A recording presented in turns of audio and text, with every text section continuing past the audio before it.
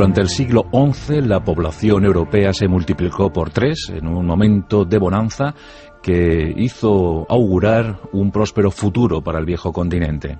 No obstante, las huestes, las mesnadas, los caballeros, los mercenarios seguían transitando los caminos y se convirtieron en un auténtico peligro, añadido a una crisis severísima de la fe cristiana y la honda preocupación, la lógica preocupación del papado.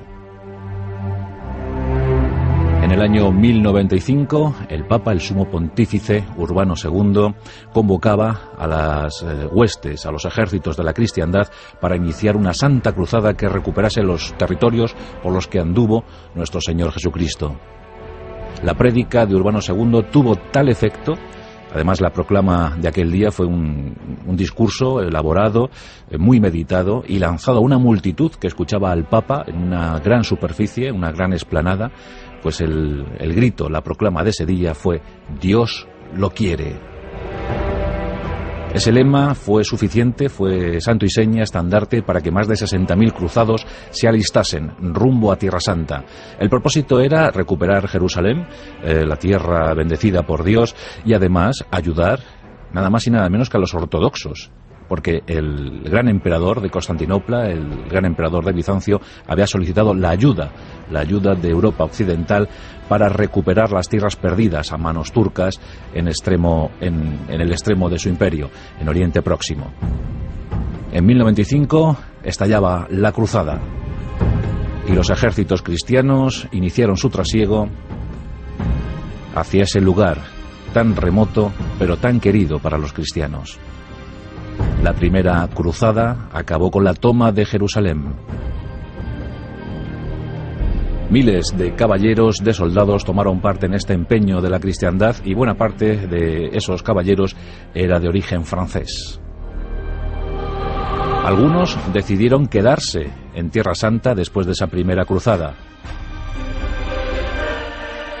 Y nada menos que 20 años después de haberse finiquitado, de haberse periclitado la guerra, pues vemos como 9 caballeros, franceses todos ellos, unieron sus espadas para custodiar los santos lugares. Al menos el camino que conducía a Jerusalén, un camino que habían tomado los peregrinos, los mismos que habían ido a Santiago de Compostela, pues ahora iban por esas tierras, por esos caminos dispuestos a llegar a Jerusalén. Los peregrinos sufrían toda clase de males, ataques de la bandidesca y también de los musulmanes que no querían bajo ningún concepto que aquellas hordas de infieles cristianos circulasen por sus tierras. Estos 9 caballeros de armas tomar, excelentes jinetes, pues estuvieron flanqueando los caminos hacia Jerusalén durante un tiempo. Se unieron en 1118.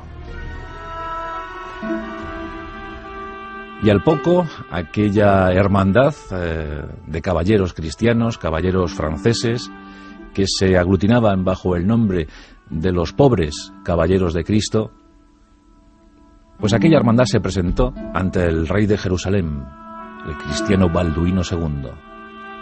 Y éste les concedió una morada, un sitio donde estar, un cuartel, unas antiguas caballerizas que estaban insertas, estaban dentro del recinto, del viejo recinto que había pertenecido al templo de Salomón, nada más y nada menos, el segundo templo derruido por las legiones de Roma en el año 70 después de Cristo.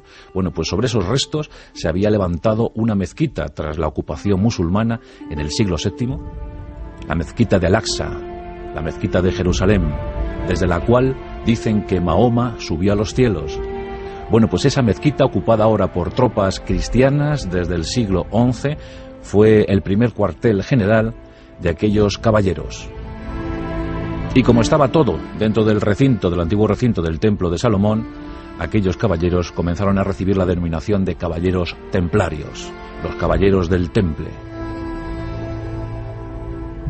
En aquel tiempo fueron famosísimas sus gestas, sus hazañas, y los 9 permanecieron unidos. Y tanta fue su gloria, que muchos quisieron incorporarse a ese esfuerzo. Se llegó a decir, o se llegó a calcular, que las caballerizas de la Orden del Temple en aquellos años ocuparon una extensión de 6.000 metros cuadrados, capaces de contener a más de 1.000 equinos, 1.000 caballos. Los caballeros templarios, desde luego, eran estupendos guerreros, pero también eran monjes, eran sacerdotes y, por supuesto, soberbios jinetes. Basaban su poder, buena parte de su poder, en la agilidad, en la soltura a la hora de conducir un caballo. Y trataban a su caballo con exquisito mimo, con gran mimo. Bien, pues en estos primigenios años, en estos momentos iniciales para la Orden del Temple, pues, la verdad es que los avatares no faltaron, las aventuras tampoco, pero el reconocimiento vaticano no terminaba de llegar. Y fue un monje, San Bernardo, el futuro San Bernardo, en ese tiempo se llamaba Bernardo de Claraval, quien promovió la Orden Templaria pues a la cota más elevada. En 1128 se trazaron las normas, ya escritas por los primeros templarios, pero ahora ya reglamentadas, perfectamente reglamentadas en papel. Y en el Congreso, en el Concilio de Troyes, 14 de enero de 1129, se ratificó. Los templarios ya era una hermandad religiosa y guerrera, era la primera de sus características, y desde luego asombró y admiró a todo el mundo. San Bernardo escribiría años más tarde. Recordando a los templarios, escribió estas palabras: ha nacido la nueva caballería, y esos jinetes no ambicionan, no desean ningún poder y ninguna gloria. San Bernardo lo tenía clarísimo, los templarios no deseaban la gloria ni el poder, tan solo servir a Dios.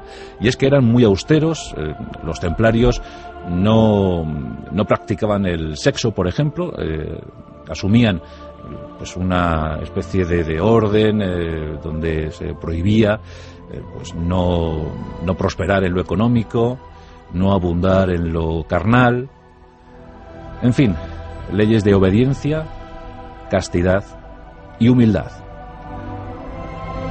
Se cuenta que 2 caballeros templarios debían comer de la misma escudilla, y tampoco debían dar grano de más a sus caballos, pues lo podían necesitar otros equinos.